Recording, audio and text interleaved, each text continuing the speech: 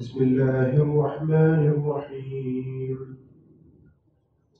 كذبت عاد المرسلين إذ قال لهم أخوهم هود ألا تتقون إني لكم رسول أمين فاتقوا الله وأطيعون وما أسألكم عليه من أجر إن أجري إلا على رب العالمين.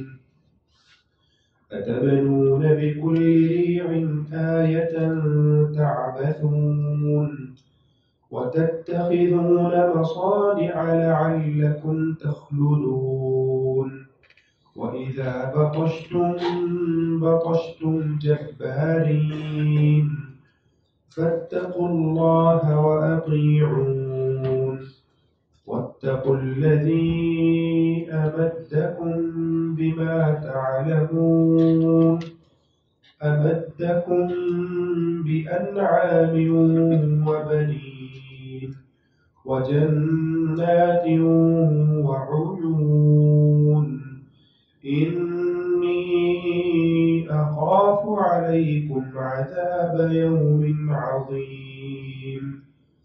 قالوا سواء علينا أوعظت أم لم تكن من الواعظين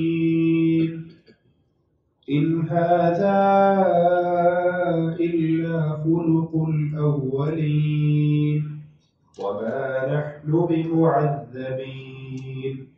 فكذبوا فأهلكناهم إن في ذلك لآية وما كان أكثرهم مؤمنين وإن ربك لهو العزيز الرحيم. أعوذ بالله من الشيطان الرجيم. بسم الله الرحمن الرحيم. كذبت عاد المرسلین، قوم عاد نے رسولوں کو جھٹلایا۔ یہاں بھی یہ پہلی 2-3 آیتیں بالکل وہی ہیں جو اس سے پہلے نوح علیہ السلام کے بارے میں اللہ تعالیٰ نے ارشاد فرمائی ہے۔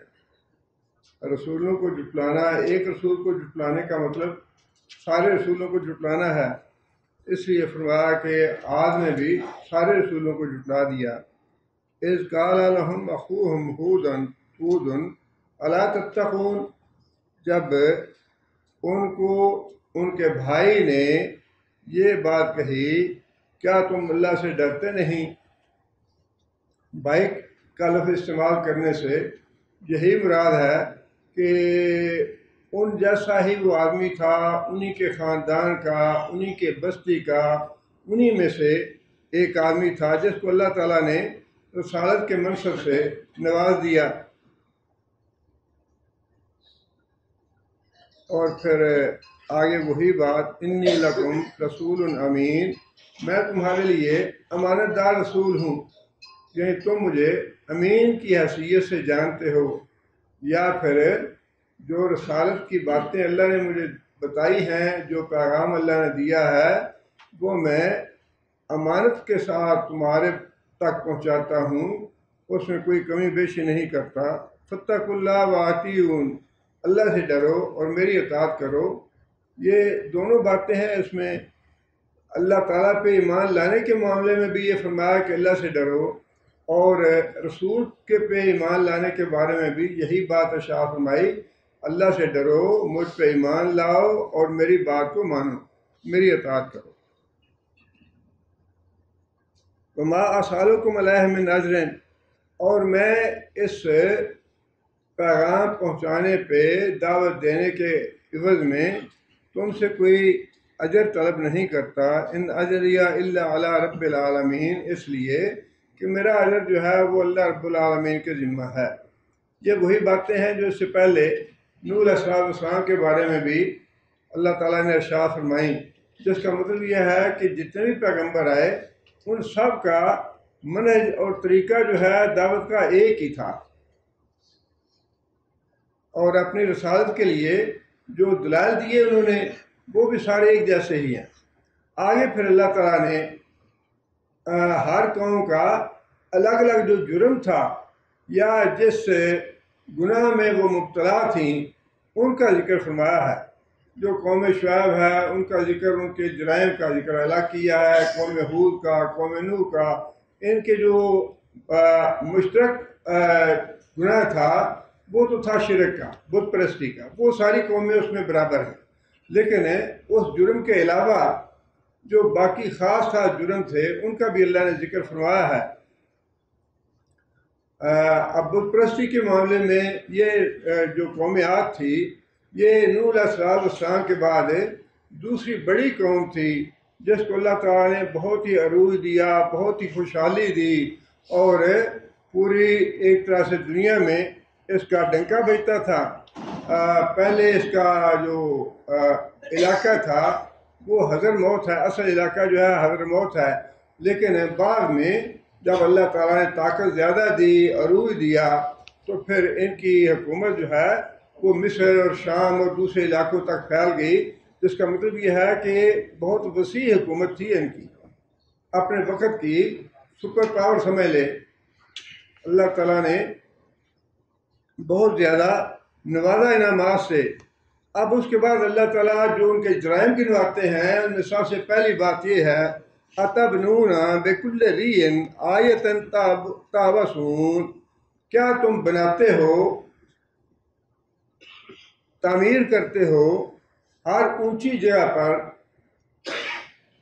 ایک عمارت، یادگار عمارت، تعبثون بے عبث یعنی بالکل لا حاصل، بے فائدہ، جس کا مطلب یہ ہے کہ تعمیر جو ہے اس میں بھی جو حکومتیں ہیں بعض اوقات اپنی بادشاہی، اپنی شان و شوکت اور اپنی بڑائی جتلانے کے لیے بالکل بے عبث اور جن کا کوئی فائدہ نہیں ہے، لا حاصل عمارتیں جو ہیں وہ تعمیر کر دیتی ہے۔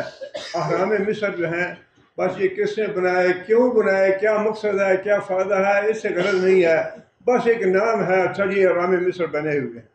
مقبرہ کیوں بنایا ہے بہت بڑا، بس یہ مقبرہ ہے، بادشاہ نے بنوا دیا ہے۔ تاج محل کیوں بنا ہے، کیا مقصد ہے، کیا فائدہ ہے، اس سے کیا لینا ہے، وہ کچھ نہیں ہے، بس یہ بادشاہ نے بنوا دیا ہے۔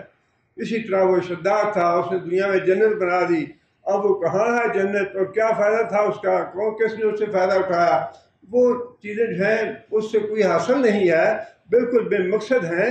اس کا اللہ نے فرمایا کہ میں نے تمہیں دولت اس لیے یہ جو ہے نا عمارتیں بنانا، اس کے پیچھے جو فکر ہے یا جو سوچ ہے یا جو اللہ بات جتلانا چاہتے ہیں یا جس میں ملامت کرنا چاہتے ہیں وہ یہ ہے کہ میں نے تمہیں دولت کی فراوانی، تمہیں مال اور جو شان و شوکت دی ہے وہ اس مقصد کے لیے نہیں ہے کہ بے عبث کام کرو، بے فضول کام کرو اور اپنا مال اور اپنا دولت جو ہے بیکار کاموں پہ خرچ کرو۔ جو اس کے پیچھے مقصد ہے نا بتانے کا وہ یہ ہے کہ عمارتیں بناتے ہو، بڑی بڑی عمارتیں بناتے ہو، کوئی فائدہ نہیں ہے ان کا، عبث بناتے ہو، اور صرف اس لیے کہ اپنی حکومتوں کی ہم شان و شوکت دکھائیں۔ ہماری فلاں بادشاہ نے یہ عمارت تعمیر کرائی تھی، فلاں کے زمانے میں یہ ہوا تھا، بالکل عبث اور لا حاصل ہے۔ اور دوسری بات جو اللہ نے فرمائی وہ بھی اس سے ملتی جلتی ہے، وہ یہ جو ہے پہلی بات وہ تو یہ ہے کہ ان عمارتوں کو ایسی عمارتیں بناتے ہو، ایسے تم یادگار چیزیں بناتے ہو جن کا کوئی فائدہ نہیں، جن سے کوئی حاصل نہیں ہے۔ اور اگلی آیت میں یہ بات ارشاد فرمائی کہ جو اپنے رہنے کے لیے رہائش بنانا ہے یہ بہرحال ایک ضرورت ہے انسان کی، اور یہ لا حاصل نہیں ہے، اس کا فائدہ ہے، اس کے لیے انسان کو اپنی رہائش کے لیے، اپنے رہنے سہنے کے لیے اپنا گھر بار بنانا پڑتا ہے، لیکن اس کے بارے میں بھی اللہ نے یہ بات ارشاد فرمائی کہ جو تم اپنے رہنے کے لیے رہائش گاہ بناتے ہو، اپنے رہنے کے لیے جو گھر بار بناتے ہو وہ بھی تم اس طرح محلات بڑے بڑے کھڑے کر لیتے ہو گویا ہمیشہ تم نے اس دنیا میں رہنا۔ اس کے بارے میں اللہ تعالیٰ فرماتے ہیں وَتَطَّخِذُونَ مَصَانِعَ لَعَلَّكُمْ تَخْلُدُونَ، اور تم اپنے محلات، اپنے قصر جو ہے اتنے بڑے بڑے بناتے ہو کہ گویا تم ہمیشہ رہو گے ان میں۔ اب یہ جو ہے تعمیر کا معاملہ، ایک تو ہے انسان کی اپنی ضرورت کی حد تک، ضرورت کی حد تک انسان اپنی ضرورت پوری کرے تو اس میں کوئی حرج کی بات نہیں، وہ مطلوب ہے، اس کے بغیر گزارا نہیں ہے۔ لیکن بہت زیادہ خرچ کرنا، اس کے بارے میں حضرت خباب بن ارت رضی اللہ فرماتے ہیں کہ میں بیمار ہو گیا اور لوگ میری تیمارداری کے لیے آئے، اور حضرت خباب سے باتیں تیمارداری کی۔ اس کے بعد حضرت خباب رضی اللہ تعالیٰ فرمانے لگے کہ اگر موت کی تمنا کرنی جائز ہوتی تو میں اپنی بیماری کی وجہ سے موت کی تمنا کرتا، لیکن نبی صلی اللہ علیہ وسلم نے منع فرمایا ہے، اس لیے میں موت کی تمنا نہیں کروں گا۔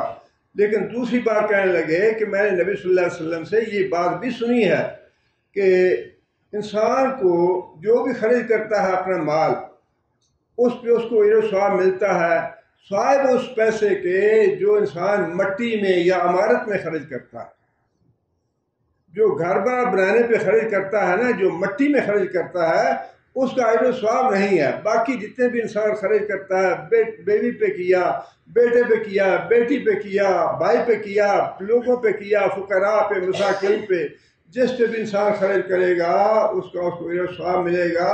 لیکن یہ جو بڑے بڑے محل بناتے ہیں اور بڑے بڑے گسر بنائے جاتے ہیں اپنی رہائش کے لیے، یہ بالکل ان کا اجر و ثواب نہیں ہے۔ اور نبی صلی اللہ، اس لیے یہ کیوں فرمایا؟ اس میں بھی ایک تو بات وہی ہے کہ بڑے بڑے محلات جو ہیں وہی بناتے ہیں جن کے پاس پیسے کی فراوانی ہو۔ جن کے پاس پیسے کی فراوانی نہیں ہے وہ تو شکر کرتے ہیں کہ 5 مرلے کا پلاٹ ہے، اوپر 2 کمرے بن جائیں، اپنی زندگی گزار لیں، تو یہ بڑی غنیمت ہے۔ لیکن فضول اور بڑے بڑے وسیع و عریض کوٹھیاں بنانی جو ہیں وہی بناتا ہے جس کے پاس پیسہ بڑھا ہے۔ وہ پیسہ جو فضول خرچی ہے، اس سے شریعت منع کرتی ہے کہ پیسہ فضول خرچ نہ کرو، اس لیے کہ اس کا بھی حساب ہونا ہے۔ وہ جو 5 سوال ہیں نا، ان میں 2 سوال یہی ہیں کہ پیسہ کمایا کیسے تھا اور پیسہ لگایا کیسے ہے، پیسہ خرچ کہاں پہ کیا ہے۔ اس لیے اس بات کو بھی اللہ تعالیٰ نے بطور ملامت کے اور بطور مذمت کے جتلایا کہ یہ تمہارا گناہ ہے، یہ تمہارا جرم ہے۔ جو شریعت کا تصور ہے، اللہ تعالیٰ معاف کرے، وہ تو ہم تو بہت دور جا چکے ہیں اس سے۔ حضرت عبداللہ بن مسعود اپنے مکان کی مرمت کر رہے تھے، دیوار کی، نبی صلی اللہ علیہ وسلم گزرے پاس سے۔ نبی صلی اللہ علیہ وسلم فرمایا کہ عبداللہ کیا کر رہے ہو؟ یا رسول اللہ میں اپنے مکان کی مرمت کر رہا ہوں۔ اچھا ٹھیک ہے، مرمت کرو، لیکن یہ یاد رکھو کہ موت جو ہے وہ تمہاری گردن سے قریب ہے، تمہارے اس میں لگے نہ رہنا، اپنے آپ کو اس میں مصروف نہ کر لیں، وقت ضائع نہ کرنا، جتنی ضرورت ہے وہ کر لو۔ نبی صلی اللہ علیہ وسلم کے زمانے میں آدمی نے اسی طرح گھر بنایا، اس کے اوپر بڑا گنبد بنا لیا، وسیع و عریض، بڑا، جس کا کوئی مقصد نہیں تھا۔ تو نبی صلی اللہ علیہ وسلم گزرے وہاں سے، نبی صلی اللہ علیہ وسلم نے دیکھا اسے، تو نبی صلی اللہ علیہ وسلم نے پوچھا کہ یہ مکان کس کا ہے؟ لوگوں نے بتایا یا رسول اللہ فلاں صحابی کا۔ اس کے بعد وہ صحابی کہتا ہے کہ مجھے یہ محسوس ہوا کہ نبی صلی اللہ علیہ وسلم کی جو توجہ میری طرف پہلے ہوتی تھی یا جو شفقت اور محبت میں پہلے محسوس کرتا تھا وہ نہیں ہے۔ انہوں نے صحابہ سے اظہار کیا اس کا کہ مجھے ایسے لگتا ہے کہ نبی صلی اللہ علیہ وسلم کی کوئی بات ایسی مجھ سے ہوئی ہے کہ نبی صلی اللہ علیہ وسلم کی توجہ نہیں ہے میری طرف، یا وہ محبت نہیں ہے۔ تو صحابہ نے کہا کہ بس ایک دفعہ ایسی بات ہوئی تھی، نبی صلی اللہ علیہ وسلم یہ پوچھا تھا کہ یہ گنبد والا مکان جو ہے یہ کس کا ہے؟ تو ہم نے بتایا فلاں آدمی کا ہے۔ اس آدمی نے جا کے وہ گنبد گرا دیا، اس کو برابر کر دیا، اور نبی صلی اللہ علیہ وسلم نے پھر پوچھا کہ یہ جو گنبد والا مکان تھا وہ کدھر ہے؟ یا رسول اللہ وہ تو فلاں آدمی تھا، اس نے بنایا تھا۔ تو اس نے پوچھا تھا، ہم نے بتایا تو اس نے گرا دیا۔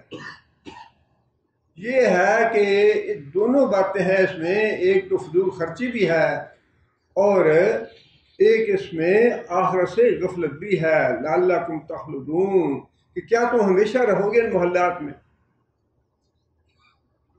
ماں کہ انسان کے رہنے کے لیے اور زندگی بسر کرنے کے لیے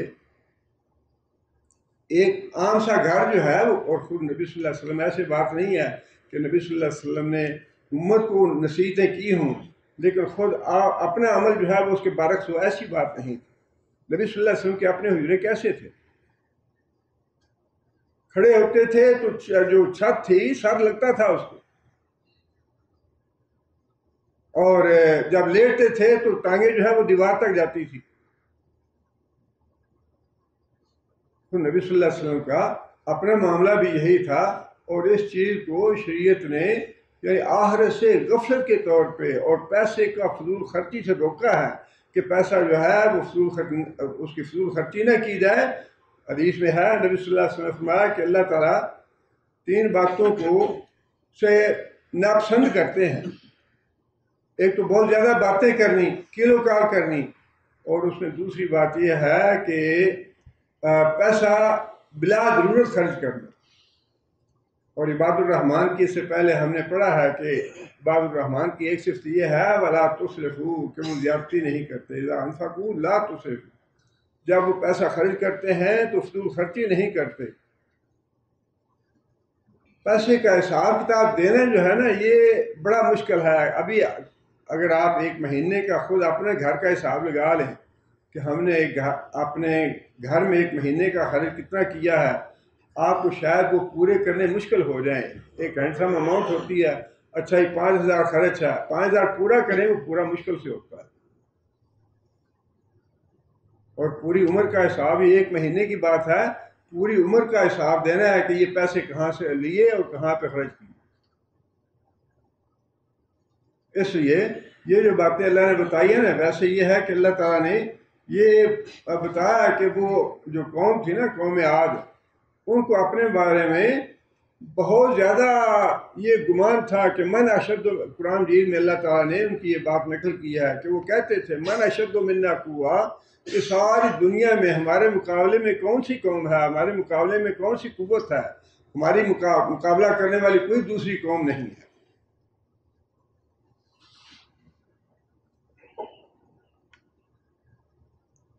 آگے پھر اللہ فرماتے ہیں 2 باتیں تو یہ ہو گئیں، اور تیسری بات بھی اللہ نے فرمائی کہ تیسرا جرم یہ ہے وَإِذَا بَطَشْتُمْ جَبَّارِينَ،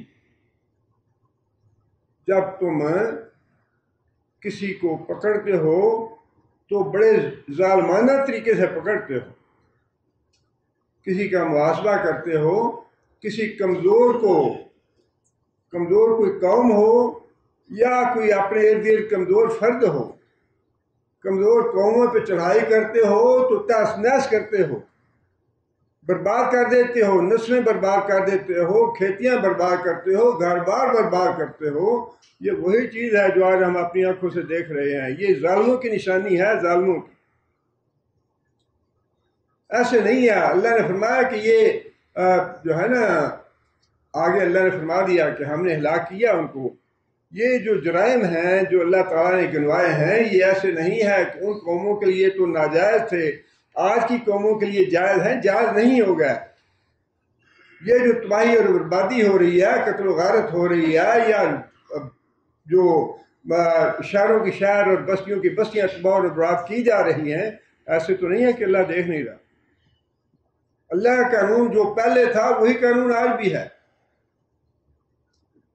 اور یہ جو فرمایا کہ تم جب پکڑتے ہو کسی کو یا اس پہ بے رحمی کے ساتھ، اس کا جو ہے اصل جو اس کے پیچھے سوچ ہے وہ یہ ہے کہ اس مال اور دولت نے تمہیں سنگ دل بنا دیا۔ مال اور دولت کی جو ہوس ہے وہ انسان کو بے رحم بنا دیتی ہے۔ اب سود پہ پیسہ لینے والے اور دینے والے جو ہوتے ہیں، سود دینے والا اس بات سے اس کو کوئی غرض نہیں ہے کہ جس میں سود لے رہا ہوں مرتا ہے، جیتا ہے، تنگ ہے، یا وہ دے سکتا ہے نہیں دے سکتا، اس بات سے غرض نہیں ہے اس کو۔ وہ تو ایک گھنٹے کے پیسے لیتے ہیں، اتنے گھنٹے ہو گیا، اتنے دن ہو گیا، اتنے مہینے ہو گیا، پیسے نکالو۔ یہ مال کی جو دولت کی ہوس ہے، مال کی ہوس جو ہے، یہ انسان کو سنگ دل اور بے رحم بنا دیتی ہے۔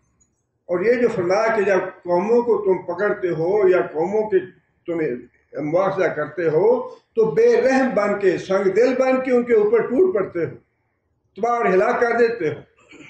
اور اسی طرح اگر تمہارے گرد و پیش میں کوئی کمزور آدمی ہے، تمہارا اس سے معاملہ ہے، اس سے واسطہ پڑ گیا، اس کے ساتھ بھی تم بے رحم ہو کے اور سنگ دل بن کے معاملہ کرتے ہو۔ اس کے جو پیچھے بات ہے، جو بات اللہ تعالیٰ جس کی ملامت کرتے ہیں یا جس کو مذمت کرنا چاہتے ہیں، وہ ہے انسان کی بے رحمی اور سنگ دلی۔ اور پھر اللہ تعالیٰ نے 2 یا 3 باتیں جو ہیں وہ بتائی ان کے جرائم کے بارے میں۔ جو ان کی بت پرستی ہے، جو شرک تھا، وہ تو تھا ہی، وہ تو ساری قوموں کا مشرک تھا، لیکن یہ جو 2-3 جرائم بتائے ہیں اللہ تعالیٰ نے، ان جرائم کے پیچھے جو سوچ ہے وہ ہے دولت کی فراوانی اور دولت کی خوشحالی اور دولت بہت زیادہ اور اس کا غلط استعمال، اللہ سے بے ڈر ہو کے اس کا استعمال کرنا۔ اس کا نتیجہ جو ہے نا وہ صرف یہ 2-3 باتوں کی صورت میں ظاہر نہیں ہوتا، وہ تو پورے معاشرے میں تباہی پھیر دیتا ہے۔ ہر معاملے میں شادی ہے اور اس پہ بے تحاشا بلا ضرورت خرچ کرنا، عمارتوں پہ بے تحاشا خرچ کرنا، بلا ضرورت خرچ کرنا، باقی معاملات پہ بھی اپنی نمائش کرنے کے لیے، دولت کی نمائش کرنے کے لیے۔ اور پھر یہ ہے کہ اس میں خود نبی صلی اللہ علیہ وسلم نے فرمایا کہ جو قارون تھا وہ بھی تو اسی وجہ سے ہلاک ہوا کہ اپنی دولت کی نمائش کرنے والا تھا۔ جتنا ہی مال و دولت تھا، مال و دولت کے سمیت اللہ نے دھنسا دیا زمین میں۔ اور مثالیں تو نبی صلی اللہ علیہ وسلم نے بتا دیں کہ ایک انسان نے اپنے اچھے بالوں پہ تکبر کیا، اللہ نے اس کو دھنسا دیا۔ اپنے اچھے کپڑوں پہ تکبر کیا، اس پہ فخر کیا، اس کو اللہ نے دھنسا دیا زمین میں۔ اس کے پیچھے جو فکر ہے نا، مال دولت زیادہ ہونے کے پیچھے جو فتنے پیدا ہوتے ہیں، اب یہ ہے کہ آپ لاکھوں کے حساب سے، کروڑوں کے حساب سے اپنے بیٹے یا بیٹی کی شادی پہ خرچ کر دیتے ہیں۔ آپ کے ہمسائے میں یا آپ کے محلے میں غریب لوگ بھی رہتے ہیں جو اپنی بیٹی کو رخصت کرنے کے پیسے نہیں ہیں۔ فتنہ ہوا یا نہ ہوا؟ اصل جو توجہ دلانے والی ہے وہ یہ ہے کہ جو فتنے کا، جو مال کا فتنہ ہے نا، یہ سارے معاشرے میں فساد کی جڑ ہے۔ خواہ وہ عمارتوں کی صورت میں ظاہر ہو یا عیاشیوں کی صورت میں ظاہر ہو، شادیوں کی صورت میں ظاہر ہو یا اور عمارتیں بنانے کی صورت میں ظاہر ہو۔ وہ تو نبی صلی اللہ علیہ وسلم نے ویسے تو فرمایا نا کہ یہ قیامت کی نشانیوں میں سے نشانی ہے جو بڑی بڑی بلا حاصل عمارتیں بنانی۔ سب سے بڑی عمارت فلاں ملک میں ہے، سب سے بڑی عمارت فلاں جگہ پہ ہے، سب سے بڑا پلازا فلاں ملک میں ہے۔ یہ کیا ہے؟ یہ اسی وجہ سے ہے نا، یہ جو نمائش اور یہ شہرت اور مشہوری اور اپنی شان و شوکت اور اپنے ملک کا نام اونچا ہو، یہ تو اللہ نبی صلی اللہ علیہ وسلم نے فرمایا کہ یہ قیامت کی نشانیوں میں سے نشانی ہے کہ جو ننگے پاؤں چلنے والے بدو ہوں گے وہ بھی بڑی بڑی عمارتیں بنائیں گے اور اس پہ فخر کریں گے بڑی عمارتوں۔ وہی بات اللہ نے فرمائی قوم عاد کے بارے میں کہ تم لا حاصل یادگار عمارتیں بناتے ہو اور جو اپنے رہائش گاہیں بناتے ہو، رہنے کے لیے بناتے ہو، ان پہ بھی بے تحاشا فضول خرچ کرتے ہو، ضرورت سے زیادہ خرچ کرتے ہو۔ یہ بھی قابل ملامت ہے۔ اور پھر یہ ہے کہ مال دولت کی فراوانی نے تمہیں سنگ دل اور پتھر دل بنا دیا ہے۔ تمہارے دل میں غریبوں کے لیے، مسکینوں کے لیے، دوسروں کو دینے کے لیے رحم نہیں ہے۔ وہ جو دولت کا فتنہ ہے نا یا فساد ہے، بگاڑ ہے معاشرے میں، اس کی طرف توجہ دلائی جا رہی ہے مجموعی طور پہ ان 2-3 باتوں کا نام لے کے۔ آگے پھر اللہ فرماتے ہیں فَاتَّقُوا اللَّهَ وَأَطِیعُونِ۔ حضور صلی اللہ علیہ وسلم نے قوم سے یہ بات کہی کہ اللہ سے ڈرو اور میری بات مانو، میری اطاعت کرو۔ بات پھر وہی ہے کہ اللہ پہ ایمان لانے کے بعد اور رسول پہ ایمان لانے کے بعد ایمان کا تقاضا یہ ہے کہ پھر اس کے بعد رسول کی اطاعت کی جائے، پیروی کی جائے۔ اگر رسول کی اطاعت اور پیروی نہ کی جائے تو پھر وہ ایمان نہیں ہے۔ جو بار بار فرمایا، پہلے فرمایا اللہ پہ ایمان لاؤ اور ڈرو، اور اس کے بعد فرمایا کہ میرے رسالت پہ ایمان لاؤ، میں اللہ کا رسول ہوں اور میری اطاعت بھی کرو۔ آگے پھر پیغمبر نے بعض نعمتوں کا ذکر کیا کہ اللہ تعالیٰ نے تمہیں کون کون سی نعمتیں دی ہیں۔ وہ نعمتیں تو اتنی عام ہیں کہ انسان کو گنوانے کی یا بتانے کی ضرورت نہیں پڑتی۔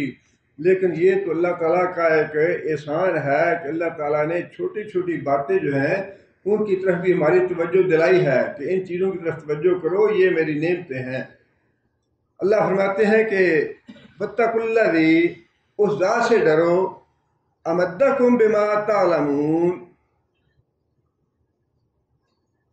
جو چیزیں، جو نعمتیں اللہ نے تمہیں دی ہیں، جو تم خوب اچھی طرح جانتے ہو کہ یہ واقعی اللہ ہی کی دی ہوئی ہے، تمہاری اپنی نہیں ہے، اللہ کی دی ہوئی ہے، ان میں کون کون سی نعمتیں ہیں؟ امدکم بانعام و بنین، اللہ نے تمہیں نعمت دی ہے مویشیوں کی اور بیٹوں کی۔ دونوں چیزیں بڑی نعمت ہیں۔ خاص طور پہ عربوں میں جو مویشی تھے، جانور تھے، جس کے پاس جتنے زیادہ اونٹ ہوتے تھے اس کا اپنے قبیلے میں اتنا ہی نام اونچا ہوتا تھا کہ فلاں کے پاس اتنے اونٹ ہیں، فلاں کے پاس اتنے ریوڑ ہیں، فلاں کے پاس اتنے مویشی ہیں۔ اللہ تعالیٰ نے، حالانکہ یہ ہیں تو نعمتیں اللہ کی، اللہ نے دی ہوئی ہیں، لیکن اس کے باوجود اللہ نے جتلائی ہیں، نام لے لے کے جتلایا ہے کہ دیکھو یہ بھی نعمت ہے اور تم جانتے ہو یہ اللہ کی دی ہوئی نعمت ہے۔ بنین، اور بیٹے بھی نعمت ہیں، بیٹیاں بھی نعمت ہیں، بیٹے بھی نعمت ہیں، لیکن بیٹوں کو چونکہ خاص طور پہ ان کو اہمیت دی جاتی ہے، اللہ تعالیٰ نے بیٹوں کا نام لیا ہے۔ کوئی عالمی انسان دنیا میں جتنی بھی ٹیکنالوجی ترقی کر لے، جتنا بھی انسان سائنس ترقی کر لے، کوئی طریقہ ایسا ایجاد ہو نہیں سکتا جو یہ دعویٰ کرے کہ اچھا جی ہم اولاد دے سکتے ہیں۔ اولاد کا معاملہ اللہ کے ہاتھ میں ہے، جس کو جو چاہتا ہے دیتا ہے، نہیں دینا چاہتا نہیں دیتا۔ ساری دنیا انسان پھر لیتا ہے، ساری دنیا کے ڈاکٹر اور حکیم چھان مارتا ہے، اور ڈاکٹر بھی حکیم بھی کہتے ہیں جی بالکل ٹھیک ہے، کوئی کسر نہیں ہے، سب کچھ اچھا ہے، لیکن اس کے باوجود اللہ نہیں دینا چاہتا، نہیں دیتا۔ اللہ تعالیٰ نے اولاد کو نعمت کے طور پہ گنوایا ہے، جتلایا ہے کہ میں نے تمہیں بیٹے دیے، اولاد دی تمہیں۔ جنات وعیون، اور تمہیں باغات دیے، چشمے دیے۔ مطلب یہ ہے کہ دنیا کی جو دولت ہے، دنیا کا مال جو ہے، وہ سارا ان دو تین چیزوں میں آ جاتا ہے۔ باغات اور چشمے جو ہیں، اس سے مراد یہی ہے کہ دنیا کی جتنی بھی دولت ہے، جو مال ہے، خوشحالی کے جتنے ذرائع ہیں، وہ میں نے سارے تمہیں مہیا کیے ہیں، اور ان نعمتوں کا حساب ہونا ہے، نعمتوں کا بھی۔ ان نعمتوں کا حساب یہ ہے کہ دنیا میں انسان اللہ تعالیٰ کی نعمتوں کا شکر ادا کرے۔ ثم لتسألن یومئذ عن النعیم، قیامت کے دن تمہیں ان نعمتوں کا سوال ہوگا۔ اور وہاں بھی نبی صلی اللہ علیہ وسلم نے بھی، یہاں بھی اللہ تعالیٰ نے، ویسے تو دیکھنے میں معمولی اور عام سی چیزیں ہیں نا، لیکن نبی صلی اللہ علیہ وسلم نے اس سے بھی معمولی چیز جو ہے اس کا بھی جتلا دیا کہ اس کا بھی حساب ہوگا۔ نبی صلی اللہ علیہ وسلم صحابہ کرام کے ساتھ باغ میں گئے، اور جا کے وہاں پہ نبی صلی اللہ علیہ وسلم نے کھجوریں کھائیں اور پانی پیا، اور نبی صلی اللہ علیہ وسلم نے یہ بات ارشاد فرمائی، یہ ہیں وہ نعمتیں جن کے بارے میں اللہ نے سوال کرنا ہے، یہ کھجور اور پانی، کھجور اور پانی۔ اب دیکھیں نا، بات یہ ہے جو نبی صلی اللہ علیہ وسلم نے یہ بات ارشاد فرمائی نا کہ اللہ کی رحمت کے بغیر تو میں بھی جنت میں نہیں جا سکتا، وہ بات ہر ایک کے لیے یہی ہے۔ جس کو اللہ نے پکڑنا ہوگا نا، اللہ تعالیٰ اتنا پوچھ لیں گے کہ میں نے تمہیں پانی دیا تھا، تم نے کیا شکر ادا کیا۔ اور یہ سوال حدیثوں میں بھی ہے، یہ نبی صلی اللہ علیہ وسلم نے فرمایا کہ بندہ آئے گا حساب دینے کے لیے، اللہ سے پوچھے گا کیا میں نے تجھے مال دولت دیا تھا؟ ہاں یا اللہ دیا تھا۔ بیوی بچے دیے تھے؟ ہاں یا اللہ دیے تھے۔ گھر بار دیا تھا؟ ہاں یا اللہ دیا تھا۔ سب کچھ دیا تھا، تم نے کیا شکر ادا کیا؟ وہ جو نبی صلی اللہ علیہ وسلم فرمایا نا کہ حساب یسیر، آسان حساب اور مشکل حساب، وہ یہی ہے۔ حساب یسیر یہ ہے، اللہ تعالیٰ حساب لیں گے، یہ بھی دیا، ہاں یا اللہ دیا، یہ دیا، ہاں یا اللہ دیا، یہ دیا، ہاں یا اللہ دیا، اچھا جاؤ معاف کیا سارا، میں نے اپنی رحمت سے تمہیں جنت میں بھیجتا ہوں۔ اور جس کو اللہ نے پکڑنا ہوگا. وہ جو صحابہ کرام روتے تھے نا بہت زیادہ، وہ اسی وجہ سے روتے تھے کہ کیا معلوم اللہ تعالیٰ کس بات کا سوال کر لیں، کس بات پہ پکڑ لے اللہ تعالیٰ. اگر اللہ تعالیٰ یہی پوچھ لیں کہ اچھا میں نے تمہیں اولاد دی تھی، ہاں یا اللہ دی تھی، تم نے کیا شکر ادا کیا؟ اللہ کی نعمتوں کا شکر تو ادا ہو نہیں سکتا، آپ کے شکر ادا نہیں کر سکتا انسان. اتنی نعمتیں ہیں اللہ تعالیٰ کی. اور جس کو حساب جو ہے نا مشکل حساب اسیر، وہ یہی ہوگا کہ جس کو اللہ نے پکڑنا ہے، جس کو چھوڑنا ہے، اس کے سارے گناہ گنوا کے بھی اللہ اس کو معاف کر دیں گے، چھوڑ دیں گے. ساری زندگی میں سے کوئی ایک عمل اللہ تعالیٰ پوچھ لیں گے، اچھا بھئی یہ بتاؤ میں نے تمہیں مال دیا، دولت دی، تجارت دی، یہ کیا وہ کیا، تم نے کیا شکر ادا کیا؟ اچھا یا اللہ میرے پاس اور تو کوئی عمل نہیں ہے، میرے پاس یہ ہے کہ میرے پاس لوگ آتے تھے سامان لینے کے لیے، اپنی ضرورت کی چیزیں لینے کے لیے آتے تھے، یا اللہ ان کے پاس پیسہ نہیں ہوتا تھا تو میں یا اللہ ان کو مہلت دے دیتا، اچھا اگلے مہینے دے دینا، اچھا اس کے بعد اگر نہیں ہے پیسہ تو اگلے مہینے دے دینا، یا اس کو معاف کر دیتا تھا. اللہ فرمائیں گے کہ اچھا ٹھیک ہے، اگر تم لوگوں کو معاف کرتے تھے تو میں اس بات کا زیادہ حقدار ہوں کہ میں تمہیں معاف کر دوں. ساری زندگی میں سے یہ ایک عمل جو ہے اس پہ اللہ نے معاف کر دیا. لیکن جس کو پکڑنا ہوگا اس کو پکڑیں گے بھی ایسے ہی اللہ تعالیٰ کہ میں نے تمہیں مال دیا تھا، تمہیں میں نے عزت دی تھی، تمہیں میں نے دنیا میں منصب دیا تھا، وقار دیا تھا، اولاد دی تھی، مال دیا تھا، گھر دیا تھا، اہل و عیال دیا تھا، تم نے کیا شکر ادا کیا؟ فرمایا کہ انسان اپنے دائیں دیکھے گا اسے آگ نظر آئے گی، بائیں دیکھے گا آگ نظر آئے گی، آگے دیکھے گا آگ نظر آئے گی، اپنے پیچھے دیکھے گا آگ نظر آئے گی. اور پھر فرمایا نبی صلی اللہ علیہ وسلم نے اتقوا النار ولو بشق تمرۃ، آگ سے بچو خواہ ایک کھجور کا صدقہ دے کے بچو. اللہ تعالیٰ کھجور کا صدقہ پسند کر لیں تو اسی پہ بھی اللہ معاف کر دیں گے.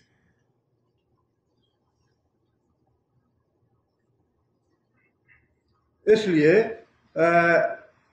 حود علیہ السلام نے قوم کو اللہ کی نعمتیں جتلائیں کہ اللہ نے یہ نعمت دی ہے، یہ نعمت دی ہے. اس کا مطلب یہ نہیں ہے کہ بس صرف یہی نعمتیں ہیں، باقی بھی بے شمار نعمتیں ہیں. یہ انسان کا جسم جو ہے اس میں جتنے بھی اعضاء اللہ نے دیے ہیں، نبی صلی اللہ علیہ وسلم نے فرمایا کہ جو آدمی روزانہ صبح صحت کے ساتھ اٹھتا ہے، صحت کے ساتھ اٹھتا ہے اور اس کے پاس ایک دن کا کھانا بھی موجود ہے، اس کے لیے اللہ نے ساری دنیا اکٹھی کر دی. اس لیے کہ صحت سے بڑی نعمت تو ہے نہیں کوئی. صحابہ کہتے ہیں کہ ہم بیٹھے تھے، باتیں کر رہے تھے آپس میں، نبی صلی اللہ علیہ وسلم تشریف لائے اور ہم نے محسوس کیا کہ نبی صلی اللہ علیہ وسلم نہا دھو کے آ رہے ہیں. نبی صلی اللہ علیہ وسلم کا چہرہ جو ہے بڑا بشاش ہے، بڑے خوش ہیں نبی صلی اللہ علیہ وسلم. نبی صلی اللہ علیہ وسلم کا چہرہ بڑا تر و تازہ تھا. تو صحابہ نے عرض کی یا رسول اللہ ہمیں لگتا ہے کہ آپ بہت خوش ہیں، آپ کا چہرہ بڑا تر و تازہ ہے. کہنے لگی کہ ہاں میں بڑا خوش ہوں، اور یہ صحت جو ہے یہ مال دولت سے زیادہ قیمتی ہے. یہ جو صحت اور عافیت ہے یہ مال دولت سے زیادہ قیمتی ہے. وہ جو حدیث میں آتا ہے کہ ایک آنکھ والا جو ہے وہ آنکھ کا بھی حساب نہیں دے سکے گا آدمی. ساری زندگی عبادت کر کر کے، ساری زندگی عبادت کر کر کے وہ قیامت کے دن کہے گا اللہ سے، اللہ فرمائیں گے کہ جہاں میں اپنی رحمت سے تمہیں معاف کرتا ہوں، جنت میں بھیجتا ہوں. یا اللہ میں نے تو ساری زندگی اپنی عبادت میں گزار دی، میں نے کوئی دنیا کا کام نہیں کیا، کوئی بال بچوں کا بکھیڑا نہیں کیا، اپنا کاروبار نہیں کیا، جنگل میں رہتا رہا، جنگل کے پتے یا جنگل کے پھل کھا کے، چشمے کا پانی پی کے ساری زندگی بسر کر دی اور تیری عبادت کرتا رہا. اور آج بھی یا اللہ تو کہہ رہا ہے کہ میری رحمت سے چلے جاؤ. اللہ فرمائیں گے کہ ہاں اگر حساب دینا چاہتے ہو، حساب کر کے جانا چاہتے ہو، ہاں یا اللہ میں حساب کر کے جانا چاہتا ہوں. اللہ تعالیٰ فرشتوں سے کہیں گے کہ اس کی ایک آنکھ جو ہے نا ترازو کے ایک پلڑے میں ڈال دو، اور ساری زندگی کے اعمال جو ہیں وہ ترازو کے دوسرے پلڑے میں ڈال دو. اور وہ جو ایک آنکھ ہے دی ہوئی اللہ تعالیٰ کی، وہ اس کی ساری نیکیوں کو لے کے بوجھل ہو جائے گی، اس کے اعمال ہلکے پڑ جائیں گے. اس لیے اللہ نے یہ جو بات ارشاد فرمائی نا حود علیہ السلام نے کہ بہت سی نعمتیں ایسی ہیں جو تم جانتے ہو، تمہارے علم میں ہے، اور کتنی انسان کی نعمتیں ایسی ہیں جن کا انسان کو احساس ہی نہیں ہوتا کہ اللہ نے یہ بھی ہمیں نعمتیں دے رکھی. یہ بھی نعمتیں انسان اگر سوچے تو ہمارے آنکھوں دیکھی کی نعمتیں ہیں. آنکھ ہے، دل ہے، کان ہے، ہاتھ ہے، پاؤں ہے، سلامت ہے. یہ اللہ تعالیٰ کا بڑا احسان ہے، بڑی اللہ کی نعمت ہے. لیکن کتنی نعمتیں ایسی ہیں جن کو ہم دیکھتے نہیں، جن کو ہم محسوس نہیں کرتے. انسان کی حفاظت کے لیے کتنے فرشتے اللہ نے مقرر کر رکھے. ایک ایک آدمی کے لیے 2 فرشتے آگے اور 2 فرشتے پیچھے، یہ انسان کی حفاظت کے لیے مقرر کیے ہیں اللہ نے. کتنے لوگ ہیں جن کو اس کا علم، دیکھتا تو کوئی بھی نہیں ہے انہیں، لیکن جب اللہ کے رسول نے بتا دیا تو اس کا مطلب یہ ہے کہ فرشتے انسان کی حفاظت کرتے ہیں. اور کتنے ایسے حادثات ہوتے ہیں، کتنے ایسے واقعات ہوتے ہیں. آج بھی ایسے واقعات ہو رہے ہیں کہ اچھا ایک بچہ جو ہے وہ 12 گھنٹے کے بعد 14 گھنٹے تک دبا رہا ملبے میں، اس کے بعد نکالا تو وہ اچھا صحیح سالم تھا. وہ کیسے صحیح سالم تھا؟ اس کی حفاظت کس نے کی؟ باقی سارے تو مر گئے. جو بڑے تھے، طاقتور تھے، قوی تھے، وہ تو ملبے کے نیچے آ کے مر گئے، اور جو بچہ تھا وہ محفوظ ہو گیا. وہ کس نے محفوظ کیا؟ ہاں یہ ایکسیڈنٹ ہونے لگا تھا، میں نے ایسے کر دیا، وہ تم نے ایسے نہیں کیا، وہ فرشتے نے کیا. فرشتہ حفاظت کرتا ہے. اور یہ وہ نعمتیں ہیں جو ہمیں نظر نہیں آتی، جو اللہ تعالیٰ نے ہمیں دے رکھی ہیں. لیکن اللہ تعالیٰ نے وہ نعمتیں گنوائی جن کو ہم دیکھتے ہیں، جن کا ہمیں علم ہے کہ یہ اللہ کی دی ہوئی نعمتیں. انسان ان کا تو شکر ادا کرے. اور یہ مال الحمدللہ کہہ دینا جو ہے نا، اسے شکر ادا نہیں ہوتا. مال زبانی یہ کلمہ کہہ دینا، یا ھذا من فضل ربی جو ہے وہ گھر پہ لکھ لینا، یا الحمدللہ سبحان اللہ جائے گھر میں اس کے بورڈ بنوا دینے اور وہ لگا دینے گھر میں جا کے، اسے شکر ادا نہیں ہوتا. شکر ہے عملی شکر. اور حدیث میں اس کے الفاظ بھی ہیں کہ شکر ہے نام اللہ کی اطاعت کرنے کا. جس نے اللہ کی اطاعت نہیں کی وہ زبان سے کتنے الحمدللہ کہتا رہے، وہ شاکر نہیں ہے. شکر وہ کرنے والا ہے جو عمل اپنی عملی زندگی میں اللہ کے رسول کی اطاعت کر رہا ہے، وہ ہے شاکر. فرمایا کہ اللہ تعالیٰ نے یہ ساری نعمتیں دی ہیں تمہیں. انی اخاف علیکم عذاب یوم عظیم. آگے پھر پیغمبر کہتا ہے کہ مجھے ڈر ہے کہیں تم پہ عذاب نہ آ جائے.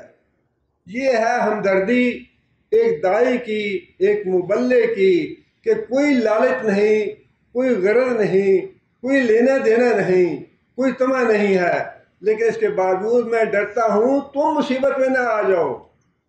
مجھے ڈر ہے تمہارے اوپر اللہ کا عذاب نہ آ جائے. مجھے ڈر ہے کہ تمہیں اللہ پکڑ نہ لے.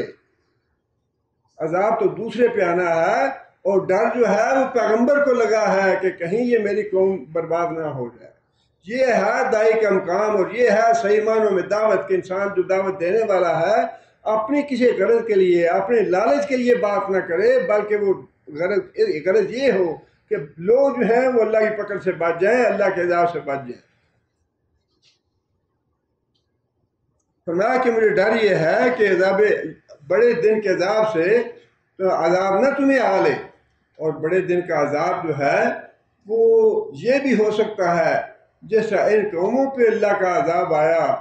کسی کو اللہ تعالیٰ نے زلزلے سے ہلاک کر دیا، کسی کو چیز سے ہلاک کر دیا، کسی کو غرق کر دیا. یہ جو عذاب دنیا میں ہے یہ بھی بڑا دن ہے. اور پھر یہ بھی ممکن ہے کہ اس دنیا میں تو اللہ نہ پکڑے، اس دنیا میں تو اللہ تعالیٰ عافیت دیے رکھے، لیکن قیامت کے دن اللہ تعالیٰ پکڑے تو وہ بھی عذاب عظیم ہے، یوم بڑے دن کا عذاب ہے. وہ بھی مراد ہو سکتا ہے مرنے کے بعد کا، اور زندگی میں بھی ہو سکتا ہے.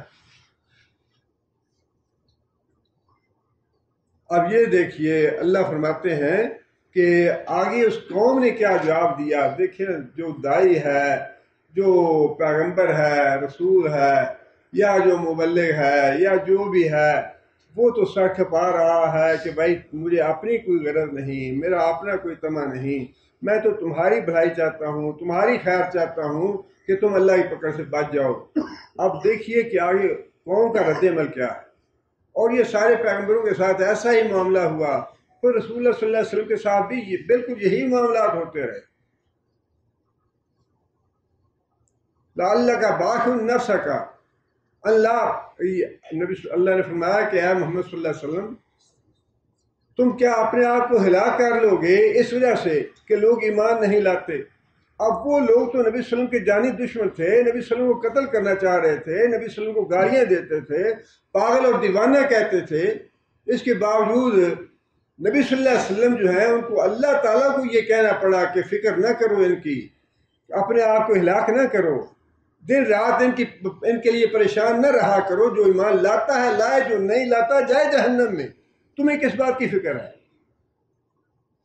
لیکن پیغمبر ہے نا، پیغمبر کا مقام یہ ہے کہ وہ اتنا قوم کے لیے ہمدرد ہے، اتنا قوم کے لیے وہ خیرخواہی کرنے والا ہے، اتنا مشفق ہے، اتنا محبت کرنے والا ہے کہ قوم کے اس رد عمل کے باوجود یہ چاہتا ہے کہ قوم اللہ کے عذاب سے بچ جائے.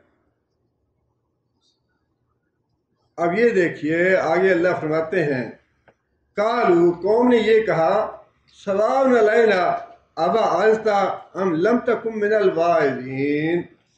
دیکھیے کہ قوم کا کیسی یعنی غفلت ہے اور کیسی لاپرواہی اور بے پرواہی کا جواب ہے. یہ قوم نے یہ کہا کہ ہمارے لیے یہ برابر ہے تو ہمیں بات کرے یا نہ کرے، تمہاری باتوں کا ہم پہ کوئی اثر نہیں ہے، ہم تمہاری باتیں اس کان سے سنتے ہیں دوسرے سے نکال دیتے ہیں. کرنی ہے بات کرو، نہیں کرنی تو جاؤ، ہم تمہاری بات نہیں مانیں. کتنی غفلت ہے اور کتنا لاپرواہی ہے اور کتنا انسان سوچو بچار کا بالکل مادہ نہیں ہے کہ انسان یہ تو سوچ لے کہ اگر ایسا ہو گیا ٹھیک ہے، اگر نہیں ہوتا تو ٹھیک ہے، کچھ بات نہیں ہے، سب برابر ہیں. لیکن اگر ایسا ہو گیا تو پھر کیا ہوگا، یہ سوچنے کے لیے تیار ہی نہیں. تم بات کرو یا نہ کرو، نصیحت کرو یا نہ کرو، بس ہم نے تمہاری بات ماننی نہیں، یہ طے کر لیا کہ نہیں ماننی بات. ان ھذا الا خلق الاولین. یہ تو ایسا معاملہ ہے جو پچھلی قوموں سے بھی ہوتا چلا آ رہا ہے. یہ ایک روٹین کی بات ہے. یعنی دونوں یہ باتیں ہیں اس میں. ایک تو یہ ہے کہ جس طرح تم بات کر رہے ہو، روزانہ آ جاتے ہو نصیحت کرنے کے لیے، روزانہ یہ باتیں بتاتے ہو آ کے، یہ پہلے بھی کرتے آئے ہیں لوگ.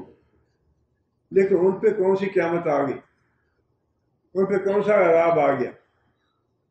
اب یہ ہے وہ تکبر اپنے دنیا میں عروج کا، دنیا میں سپر ہونے کا، اور دنیا میں جو اللہ نے خوشحالی دی ہے، جو اللہ تعالیٰ نے عظمت دی ہے، جو اللہ نے قوموں کو شان و شوکت دی ہے، یہ ہے اس کا نتیجہ. یہ جو باتیں تم کہہ رہے ہو نا کہ اللہ کا عذاب آئے گا، اللہ ہی پکڑ آ جائے گی، ڈر جاؤ اللہ سے، میری بات مان لو، یہ باتیں جو ہیں یہ تم سے پہلے بھی لوگ ایسی باتیں کرتے رہے ہیں. لیکن ہم تو دیکھتے ہیں کہ ایسی کوئی قیامت نہیں آئی، پہلے کوئی عذاب ایسا نہیں آیا. اب تمہارے آنے سے کیا ہو، تمہارے کہنے سے کیا ہوگا، تمہارے کہنے سے بھی کچھ نہیں ہوگا. کتنی دلیری ہے اور کتنی جرت ہے. لیکن معاملہ تو آج بھی وہی ہے. اکثریت جو ہے وہ نہ ماننے والوں کی اور نہ سننے والوں کی اور ان لوگوں کی جو غور و فکر کرنے کے لیے تیار ہی نہیں ہے. اب جو غیر مسلم ہیں ان کی بات کیا کریں، جو اپنے مسلمانوں کے اندر گمراہ فرقے ہیں. ہزار بار ان کو کہو کہ بھئی یہ قرآن یہ کہتا ہے، اللہ کا رسول یہ کہتا ہے، وہ نہیں جی نہیں ہے، ہمارے حضرت صاحب نے کہہ دیا ہے، ہمارے پیر صاحب نے کہہ دیا ہے، ہمارے مولوی صاحب نے یوں کہا ہے. بات سوچنے کے لیے، غور و فکر کرنے کے لیے تیار ہی نہیں. بالکل وہی بات ہے، تو واز کر ہمیں یا واز نہ کر، ہم تمہاری بات نہیں مانیں گے. مطلب یہ طے کر لیا ہے کہ ہم نے کوئی نصیحت کا اثر نہیں لینا.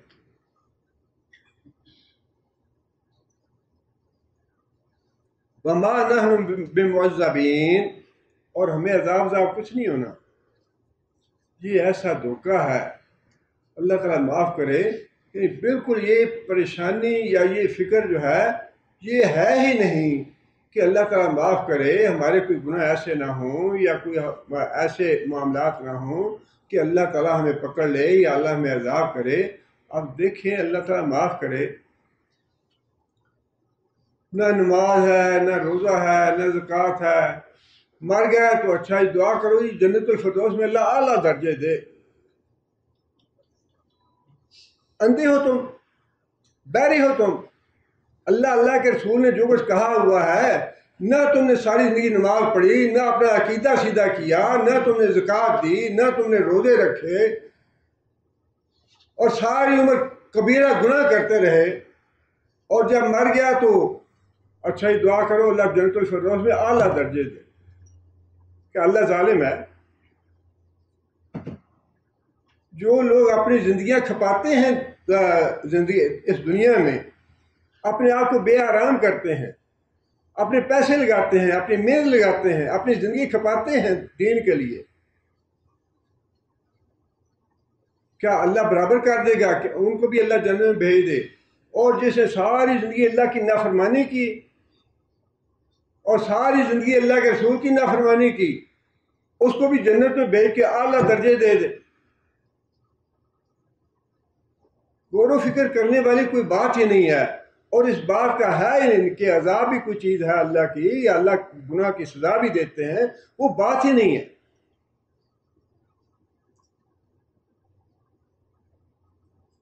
کتنا یہ بے خوفی کا معاملہ ہے کہ یہ کہہ دینا وَمَا نَحْنُ بِمُعَذَّبِينَ، ہمیں عذاب کوئی نہیں ہونا، مرنے کے بعد بھی ہمیں کچھ نہیں ہوگا۔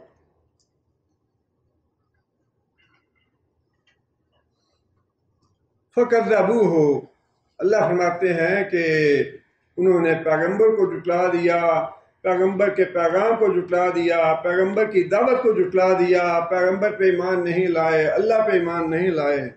فَأَهْلَكْنَاهُمْ، پھر ہم نے ان کو، اللہ فرماتے ہیں کہ ہم نے ان کو ہلاک کر دیا، اور ہلاک بھی کیسے کیا؟ اللہ تعالیٰ نے دوسری جگہ پہ فرمایا، یہ سورہ احقاف میں اللہ فرماتے ہیں کہ ایک تیز آندھی چلائی ہم نے، وہ آندھی 7 رات اور 8 دن تک مسلسل چلتی رہی اس قوم پہ، بڑی پھیلی ہوئی تھی سلطنت، اور بڑے وسائل والی اور بڑے خوشحالی والی اور بڑے عروج والی قوم تھی، لیکن اللہ فرماتے ہیں کہ جب ہم نے پکڑنے کا فیصلہ کر لیا تو یہ ہوا جو انسان کی ضروریات زندگی میں سے ہے، جس کے بغیر انسان زندہ نہیں رہ سکتا، اسی ہوا کو ہم نے مسلط کر دیا۔ 7 راتیں اور 8 دن اس طرح ان پہ مسلط رہی کہ جتنے لوگ تھے، خواہ کتنے ان کے محفوظ اور کتنے مضبوط محلات تھے، بتا دیا نا پہلے اللہ نے کہ بڑے بڑے مضبوط محلات تم بناتے ہو، وہ اپنے محلات کے اندر تھے، ہوا جو تھی محلات کے اندر سے لوگوں کو کھینچ تھی، اتنی تیز ہوا تھی کہ کوئی ایک نفس جو ہے ان میں سے بچا نہیں۔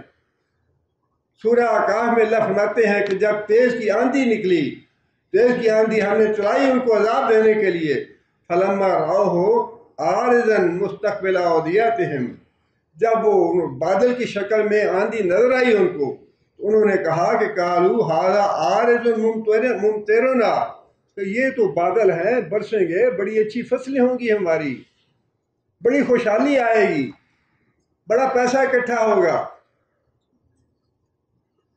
مطلب یہ کہ اللہ کا عذاب جب آ رہا تھا اس وقت بھی ہوش ٹھکانے نہیں آئے۔ یہ ہے کہ انسان مرتے دم تک نہ اللہ کی طرف رجوع کرے، نہ دین کی طرف رجوع کرے، نہ قرآن کی طرف رجوع کرے، نہ اللہ کے رسول کی طرف رجوع کرے، مرتے دم تک ایسے ہی مر جائے جیسے زندگی گزاری ہے، بے ایمان بن کے اور اللہ کا نافرمان بن کے، اللہ کے رسول کا نافرمان بن کے ایسے ہی مر جائے۔ وہ جب وقت آتا ہے تو اللہ فرماتے ہیں کہ جب ہم نے عذاب کی شکل میں آندھی بھیجی ان پہ، بادل کی شکل میں، تو انہوں نے یہ کہا کہ یہ تو بادل ہیں جو برسیں گے، اور بڑے خوش ہوئے اس پہ کہ اب ہماری فصلیں جو ہیں پہلے سے زیادہ بہتر ہوں گی، ہمارے باغات جو ہیں پہلے سے زیادہ اچھا پھل لائیں گے۔ کتنا دھوکہ ہے انسان کا۔ اور علماء نے یہی لکھا ہے کہ جب یہ اللہ تعالیٰ نعمتیں دیتے جائیں انسان کی نافرمانی کے باوجود، انسان کی بے عملی کے باوجود، اللہ تعالیٰ نعمتیں مسلسل دیتے جائیں اور پکڑے نہ، یہ تو استدراج ہے اللہ تعالیٰ کا، آہستہ آہستہ آہستہ آہستہ اس کو جال میں پھنسا لینا اور اس کو ایسے اتنا اس پہ اکٹھے کر دینا گناہ کہ اس کے پھر واپس پلٹنے کی کوئی راستہ نہ رہے۔ کالو عارض ممطرنا، یہ تو بادل ہے جو ہمارے اوپر برسے گا آ کے، بل ہوا مستعجلتم بہ، اللہ فرماتے ہیں کہ نہیں نہیں، یہ بادل نہیں ہے، یہ خوشحالی کی بارش نہیں ہے، بلکہ یہ تو وہ چیز ہے جس کا تم آج تک انکار کرتے رہے، جس کا تم پیغمبروں کو استہزاء کرتے رہے کہ جس بات کا تم دھمکی دیتے ہو عذاب آئے گا عذاب آئے گا، وہ عذاب کہاں پہ ہے؟ عذاب لے آؤ ہمارے اوپر۔ فرمایا کہ یہ وہ چیز ہے جس کے لیے تم جلدی مچاتے تھے، جلدی عذاب لاؤ تم ہمارے اوپر اگر باقی تم پیغمبر ہو۔ ریح فیہا عذاب علیم، اللہ فرماتے ہیں کہ یہ وہ ہوا ہے جس میں دردناک عذاب ہے تمہارے لیے، عذاب علیم ہے تمہارے لیے۔ تدمر کل شیء بامر ربہا، اپنے رب کے حکم سے ہر چیز کو تباہ و برباد کرنے والی، نیست و نابود کرنے والی، اس قوم کا کوئی ایک نفس جو ہے وہ باقی نہیں بچا اللہ کے عذاب سے۔ خواہ ان کے محلات جو تھے یا قصر تھے یا کوٹھیاں تھیں، کتنے مضبوط تھے، کتنے بڑے تھے وہ، اس کے باوجود ہوا ایسی مسلط کی اللہ تعالیٰ نے کہ 7 راتوں میں اور 8 دنوں میں ان کے سارے متنفذ جو ہے وہ گھروں سے نکال نکال کے ان کو پٹک پٹک کے مار دیا۔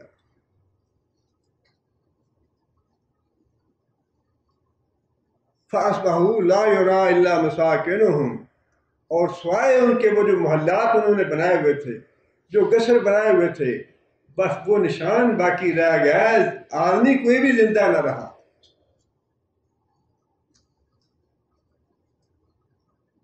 كَذَلِكَ نَجْزِي الْقَوْمَ الْمُجْرِمِينَ، اللہ نے آگے اپنا قانون بتا دیا ہے کہ یہ ہے ہمارا قانون، اس طریقے سے ہم ہر مجرم کو سزا دیں گے، خواہ وہ ہمارے زمانے کا ہو یا بعد میں آنے والے زمانے کا ہو یا اس سے پہلے زمانے کا ہو۔ میرا قانون یہی ہے کہ جو لوگ یہ جرم کریں گے اللہ کے رسول کی نافرمانی کا، ایمان نہ لانے کا، ان کو ہم ایسے ہی ہلاک کریں گے، ایسے ہی تباہ کریں گے۔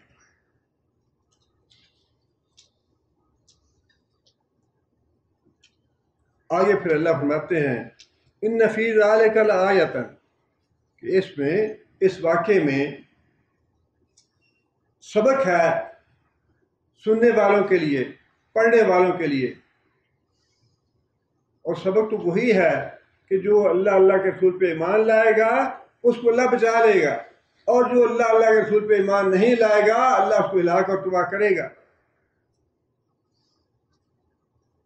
وما کان اکثرهم مومنین، یہ ہے وہ بات کہ اپنی آنکھوں سے دیکھنے کے باوجود، اپنی آنکھوں سے یہ سارے واقعات پڑھنے کے باوجود تھوڑے بندے ہیں جو سبق حاصل کرتے ہیں۔ اور یہ دیکھ لیں آپ خود بھی کہ مسلمانوں میں سے کتنے لوگ ہیں جو قرآن مجید پڑھتے ہیں، قرآن مجید کی طرف توجہ کرتے ہیں، قرآن مجید کو سمجھنے کی کوشش کرتے ہیں اور اسے سبق حاصل کرتے ہیں۔ قرآن مجید کی طرف جو ہے وہ تو بالکل توجہ ہے ہی نہیں، اور اگر جو پڑھنے والے ہیں وہ بھی اتنا تکلف نہیں کرتے یا یہ ضروری نہیں سمجھتے کہ اس قرآن کو سمجھ کے پڑھا جائے کہ یہ قرآن کہتا کیا ہے۔ فرمایا کہ اکثریت ایسے لوگوں کی ہے جو لاپرواہ ہیں یا غور و فکر کرنے کے لیے تیار نہیں ہیں، وعظ کرو یا نہ کرو، نصیحت کرو یا نہ کرو، ہمیں کوئی اثر نہیں ہوتا۔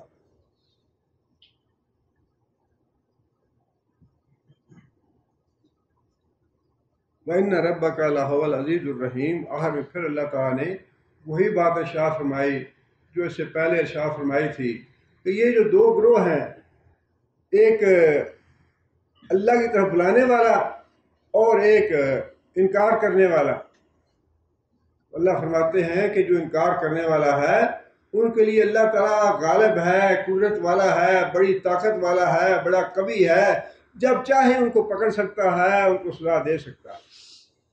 اور جو دوسرا گروہ ہے ایمان لانے والا، اللہ کے رسول کی اطاعت کرنے والا، اس کے لیے اللہ تعالیٰ کی ذات بڑی رحیم اور بڑی مہربان ہے، ان کے لیے اللہ تعالیٰ سہولتیں اور آسانیاں پیدا فرمائے گا اس دنیا میں بھی اور آخرت میں۔ اب یہ جو ہے پڑھنے والوں کا کام ہے کہ وہ اس بات پہ پکے رہیں اور اس بات پہ یقین رکھیں کہ ہاں جو کچھ اللہ نے فرما دیا ہے بالکل ایسے ہی ہے. کسی وقتی حادثے سے، کسی وقتی واقعے سے انسان متاثر ہو کے اپنے ایمان کو متزلزل نہ کرے کہ نہیں جی نہیں ہم تو دیکھ رہے ہیں کہ اللہ کی مدد نہیں آ رہی. ایسی بات نہیں ہے. اللہ کا یہ جو قانون ہے وہ ایسے ہی ہے کہ جو مجرم ہیں، جو گناہگار ہیں، نافرمان ہیں، ان کو اللہ نے پکڑنا ہے. اللہ کا عذاب آئے گا ان پہ. اور جو اللہ کے فرما بردار ہیں، اللہ کی نصرت ہے ان کے ساتھ. اللہ تعالیٰ سے دعا ہے کہ اللہ تعالیٰ ہمیں سمجھنے کی اور اس پہ عمل کرنے کی توفیق بھی عطا فرمائے. سبحان ربک رب العزت عما یصفون والحمد للہ. أعوذ بالله من الشيطان الرجيم. بسم الله الرحمن الرحيم. كذبت عاد المرسلين إذ قال لهم أخوهم هود ألا تتقون إني لكم رسول أمين فاتقوا الله وأطيعون وما أسألكم عليه من أجر إن أجري إلا على رب العالمين.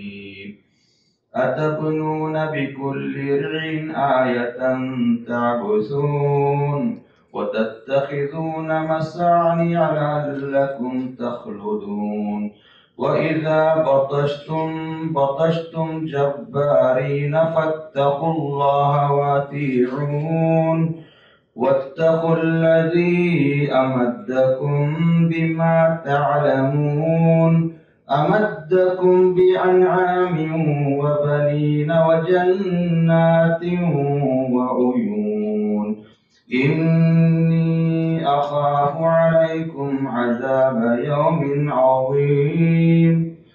قالوا سواء علينا أوعظت أم لم تكن من الواعظين. إن هذا إلا خلق الأولين وما نحن بمعذبين.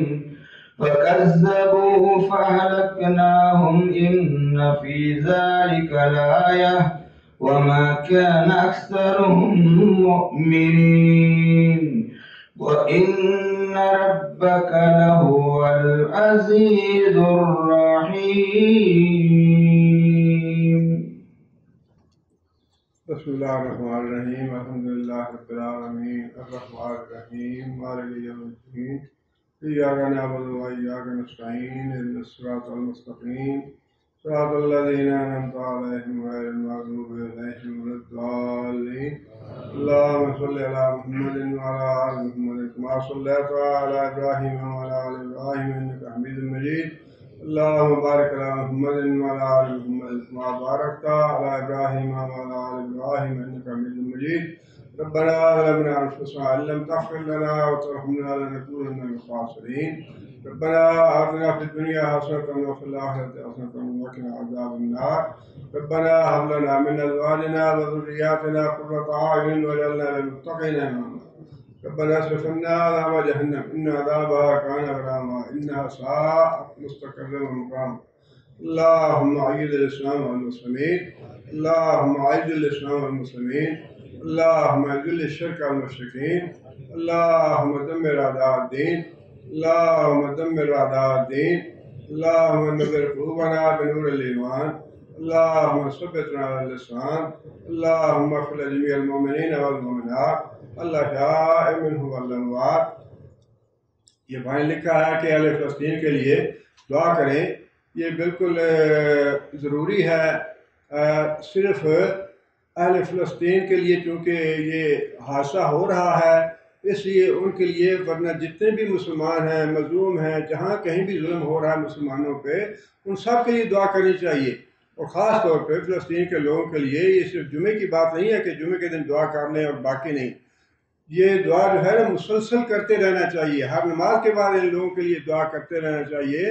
اور یہ نبی صلی اللہ علیہ وسلم فرمایا ہے کہ جس آدمی کے دل میں، دیکھیں نا ہمارے اختیار میں کیا کچھ ہے، ہمارے اختیار میں ہمارے پاس میں اس سے زیادہ کچھ نہیں ہے کہ ہم دعا کریں ان کے لیے، یا پھر ان کے لیے تعاون وغیرہ یا معاونت وغیرہ ان کی کریں۔ یہ دو باتیں ہیں جو ہم کر سکتے ہیں، اس میں ہمیں کسر نہیں اٹھانی چاہیے اور اس میں ہمیں پورا حصہ لینا چاہیے۔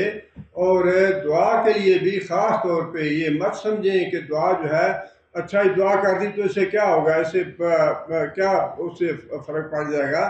آپ دیکھیں، ایک تو نبی صلی اللہ علیہ وسلم نے خود بھی جو مظلوم لوگ تھے ان کے لیے دعائیں کی ہیں، جو قاری شہید ہو گیا ان کے لیے دعا کی، جو قیدی تھے مکہ میں ان کے لیے دعا کی۔ اور پھر وہ واقعہ بھی آپ سامنے رکھیں کہ جو 3 مسافر جو ہیں غار میں بند ہو گئے تھے، ان کی غار کے آگے پتھر آ گیا، وہ پتھر کسی ٹیکنالوجی سے نہیں گیا، وہ پتھر جو تھا کس چیز سے دور ہوا، یا ان کی قید جو تھی وہ کس بات سے ختم ہوئی۔